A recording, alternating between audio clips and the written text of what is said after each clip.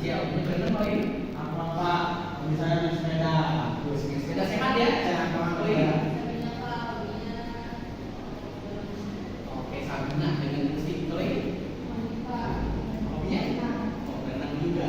Jadi di sini pada kesempatan hari ini saya akan sebelum kita mulai pembelajaran hari ini, mari kita berdoa menurut agama dan kepercayaan masing-masing. Berdoa mulai.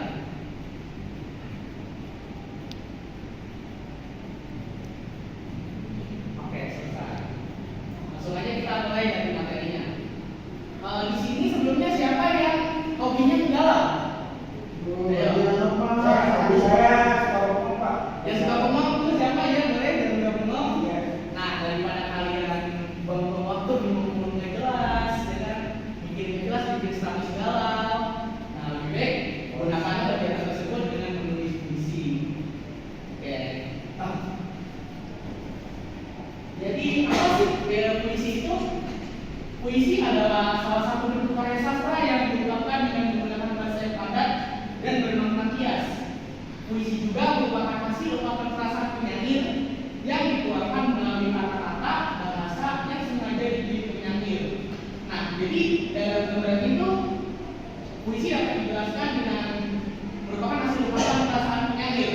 Jadi kalian boleh mengungkapkan perasaan kalian, perasaan sedih, senang, galau kalian itu lewat puisi. Oke, next. Ciri-ciri puisi. Puisi memiliki bahasa yang padat, bermakna provokatif, bersifat sugestif, ekspresif, asosiatif, dan magis. Yang kedua, dari sisi bentuk, puisi seringkali tersusun berupa lari-lari dan baik. Yang ketiga, puisi seringkali memiliki rima atau bunyi. Berikutnya unsur puisi. Unsur puisi itu dibagi menjadi dua. Ada unsur fisik yang meliputi diksi, pengimajian, majaz, dan perwajahan. Berikutnya ada struktur batin yang meliputi tema, amanat, nada, dan perasaan. Berikutnya, nah ini unsur fisik. Di unsur fisik itu ada majaz, irama, konotasi, lambang, sama pengimajian. Majaz. Apa sih majaz? Majaz adalah salah satu bentuk gaya bahasa untuk mendapatkan suasana dalam sebuah kalimat agar semakin hidup. Nah, bedanya bisa kita pahami bahwa majaz itu menjadi ungkapan yang dapat menghidupkan suatu kalimat.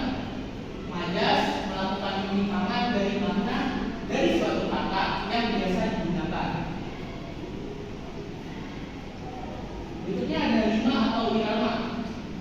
Rima merupakan penggunaan bunyi yang berada di bagian akhir lari dalam puisi.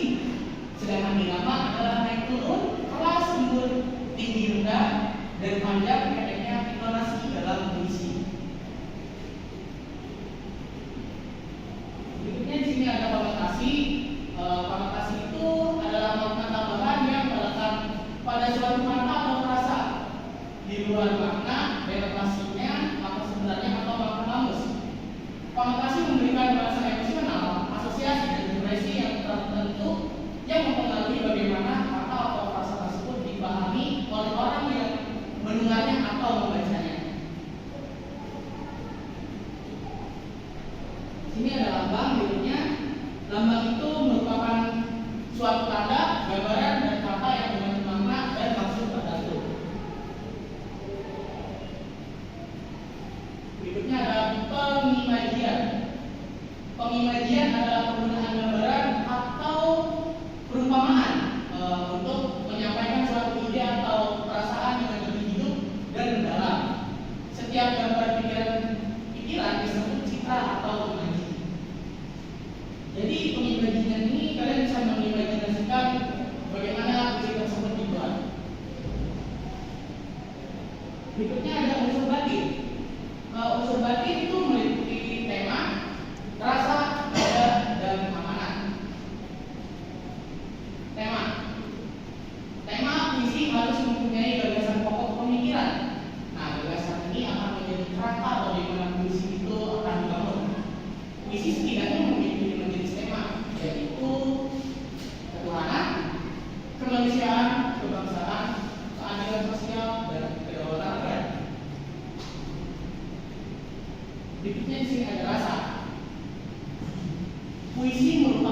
sebuah wujud ekspresi dari seseorang penyair. Ekspresi tersebut dapat berupa kerinduan, kegelisahan. Nah, boleh tahu sama mantan boleh dibuat puisinya.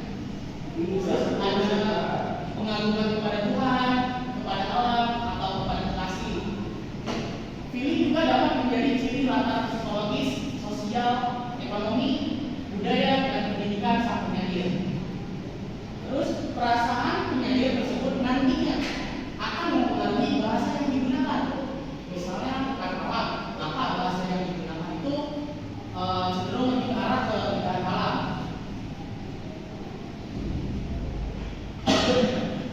Nah, berikutnya ada nada. Nada dalam puisi membuat sebuah sikap bagaimana puisi itu dibicarakan. Bernada, apakah merupakan sebuah nasihat, kritik, sindiran, ejekan, atau cerita. Nada tersebut nantinya akan dirasakan oleh pembaca setelah membaca puisi, yakni adanya perubahan suasana tertentu pada pembaca. Nah, nada kritik dapat menimbulkan suatu pemberontakan. Jadi hati-hati ya kalau kalian membuat puisi yang mengandung nada kritik.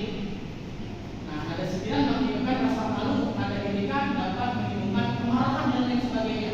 Jadi hati-hati. Berikutnya ada amanat.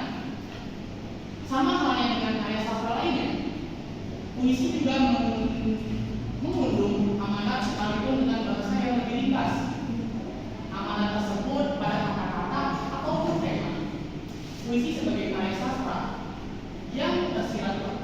Puisi pada karya sastra yang subjektif dapat menimbulkan lebih banyak amanat dari sisi pembaca, bahkan dari pada apa yang kita disampaikan oleh penyair.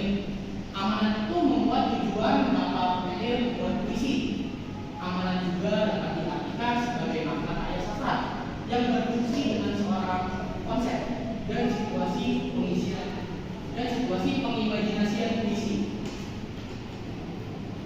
Oke, apa sih manfaat kita dalam membuat sebuah puisi?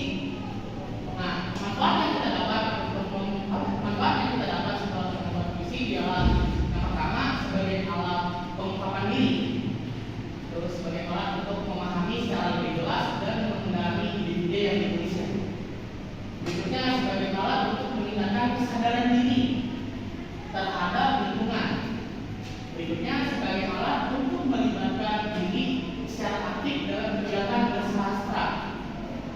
Berikutnya sebagai alat untuk mengembangkan kemampuan dan keterampilan menggunakan bahasa sebagai media komunikasi. Berikut ini sebagai untuk meningkatkan inisiatif puisi. Nah, ini dalam rangka menulis puisi itu yang pertama menentukan tema, mengedepankan ide, menunjukkan ide menjadi puisi, dan mengevaluasi hasil tulisan. Nah, di sini saya ada contoh puisi Sajak Putih karya Khairul Anwar. Saya akan bacakan. Bersandar pada tali warna pelangi, kau di depanku berduduk sutra senja. Di hitam matamu kembang mawar dan melati, harum rambutmu mengalun berduduk sutra. Sepi menyanyi, malam dalam doa tiba, meriah buka air kolam jiwa, dan dalam dadaku memerdu lagu. Menarik seluruh aku. Hidup dari hidupku pintu terbuka. Selama matamu bagiku menengadah. Selama mau darah mengalir dari luka, antara kita mati datang tidak membelah. Jadi bagaimana nih teman-teman?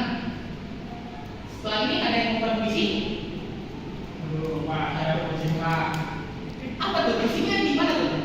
Ini nanti bagaimana Pak? Misalnya saya membuat puisi, tapi ternyata kata-katanya hilang Pak. Oh, jadi sisa dalam mengungkapkan kata ya? Ya Pak, benar.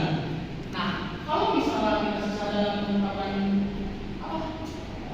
Sisa dalam menggunakan kata-kata dalam puisi atau sisa menemukan diksi yang bagus, kita nggak apa-apa kok bikin puisi pakai kata-kata kita sendiri.